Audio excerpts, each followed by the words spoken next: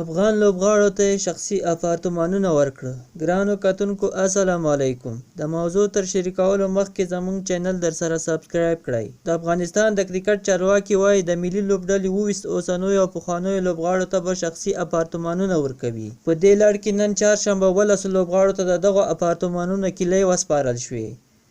د دې کورونو د ورکړې منظوري د پخواني ولسمشر حامد کرزي په واکمنۍ کې شوې وه. د افغانستان د کرکټ زیاتره ملي لوبغاړي خپل کورونه نه لري او په کرایه کورونو کې اوسېږي.